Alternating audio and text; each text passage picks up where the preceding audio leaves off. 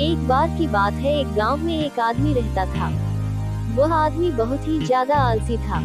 वह कोई काम नहीं करता था। वह एकदम निठल्ला और नाकारा था। बस हमेशा ऐसे मौके की खोज में रहता कि कहीं से उसे खाना मिल जाए। तो एक दिन जब वह आदमी खाने की तलाश में भटक रहा था, तभी उसे एक फ्रूट का बगीचा दिखता है। वह उस बगीचे से फ्रूट चुराने के बारे में सोचता है। तभी वह बगीचे के अंदर चला जाता है और एक पेड़ पर चढ़ जाता है। लेकिन तभी अचानक वहां पर उस बगीचे का मालिक आ जाता है और उस आदमी को पेड़ पर चढ़ता हुआ देख लेता है। वह उस आदमी को चिल्लाते हुए नीचे आने के लिए कहता है, लेकिन यह आलसी आदमी बगीचे के मालिक को देखकर डर जाता है और नीचे आने से मना कर देता है। तभी उस बगीचे का मालिक अंदर जाकर एक बड़ा सा डंडा लेकर आता है।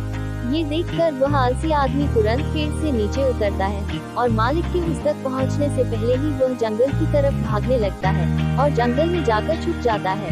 कुछ देर बीतने के बाद वह आलसी आदमी वहां से निकलता है और जंगल के रास्ते से जब वह गांव की तरफ जा रहा था, तभी उसे एक लोमड़ी दिखती है जिसके सिर्फ 2 ही पैर थे और उसके 2 पैर टूटे हुए थे। वह जंगल में रेंगती हुई चल रही थी।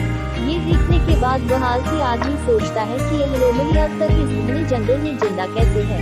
ये लोमड़ी भाग नहीं सकती, चल नहीं सकती, तो कैसे अपने लिए खाने का इंतजाम करती होगी और कैसे ये लोमड़ी अपने आप को इस घने जंगल में दूसरे जानवरों से बचाती होगी। वह आदमी यह सोच ही रहा था कि तभी अचानक से वहाँ पर शेर आ जाता है, जिसके मुंह में गोश्त का एक टुकड़ा था और वह शेर उस अपाहिज लोमड़ी की तरफ बढ़ रहा था।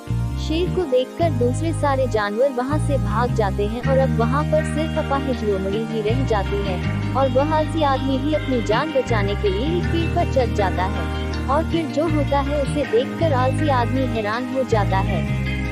वह शेर उस गोश्त के टुकड़े को उस लोमड़ी के सामने छोड़ देता है और वहां से चला जाता है और अब वह लोमड़ी उस गोश्त के टुकड़े को खाने लग जाती है। आलसी आदमी ये देखकर हैरान हो जाता है और ऊपर वाले का प्लान देखकर वह मन ही मन खुश भी हो जाता है। और तभी वह सोचता है कि ईश्वर के पास सबके लिए कोई न कोई प्लान होता ही है और अगर ईश्वर के पास इस लोमड़ी के लिए प्लान है तो जरूर मेरे लिए भी उसके पास कोई न कोई प्लान जरूर होगा। और तभी वह आलसी आदमी रोड के साइड में एक बड़ा सा पेड़ देखकर उसके नीचे बैठ जाता है, ये सोचकर कि मेरे लिए भी कोई न कोई खाना लेकर जरूर आएगा। वह आदमी 2 दिन तक उस जगह पर बैठकर इंतजार करता है, लेकिन कोई भी उसके लिए खाना लेकर नहीं आता। आखिरकार जब उसे भूख बर्दाश्त नहीं होती है तो वह खुद ही खाने की तलाश में निकल पड़ता है। वह रास्ते से जा ही रहा था कि तभी उसे रास्ते में एक बुजुर्ग आदमी मिलता है। वह आलसी आदमी उनसे कहता है कि मुझे भूख लगी है, आपके पास कुछ खाने के लिए होगा तो मुझे दे दो। तभी बुजुर्ग आदमी उसे कुछ खाना और पानी दे देता है। खाना खाने के बाद वह आलसी आदमी उन बुजुर्ग आदमी से कहता है कि मैंने 2 दिन पहले जो देखा, आप इस पर विश्वास नहीं करेंगे। मैंने जंगल में एक अपाहिज लोमड़ी को देखा जिसे शेर खुद गोश्त लाकर दे रहा था खाने के लिए।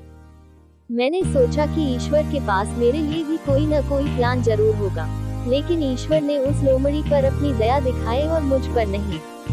मेरे लिए कोई भी खाना लेकर नहीं आया और आखिरकार मुझे ही खुद खाने की तलाश में निकलना पड़ा। उस आलसी आदमी ने बुजुर्ग आदमी से पूछा कि मेरे साथ ईश्वर ने ऐसा क्यों किया। तभी उन बुजुर्ग आदमी ने मुस्कुराते हुए कहा कि यह सच है कि ईश्वर के पास सभी के लिए कोई न कोई प्लान तो जरूर होता है और तुम्हारे लिए भी है, लेकिन तुमने उसे गलत तरीके से समझ लिया। वह तुम्हें लोमड़ी नहीं बल्कि वह तुम्हें उस शेर की तरह बनाना चाहता था।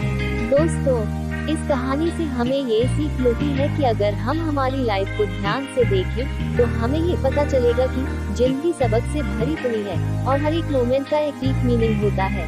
उस आलसी आदमी ने लोमड़ी को मदद लेते हुए देखा और सोचा कि लोमड़ी सिर्फ बैठी हुई है और वह सिर्फ इंतजार कर रही है कि कब उसके साथ अच्छी चीजें होंगी। लेकिन वह आदमी यह भूल गया था कि लोमड़ी मजबूर थी, लेकिन हम उस लोमड़ी की तरह मजबूर और लाचार नहीं हैं।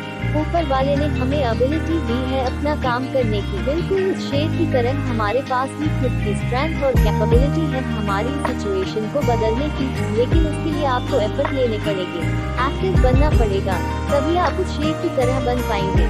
अगर आप इस कहानी को और भी लोगों तक पहुंचाना चाहते हैं तो इस वीडियो को लाइक करिए ताकि इस वीडियो को और भी लोगों तक पहुंचाया जा सके। अगर आपको कहानी पसंद आई है तो चैनल को सब्सक्राइब जरूर करिए। मिलती हूँ मैं अगली बार इसी तरह की कहानी के साथ, तब तक के लिए धन्यवाद।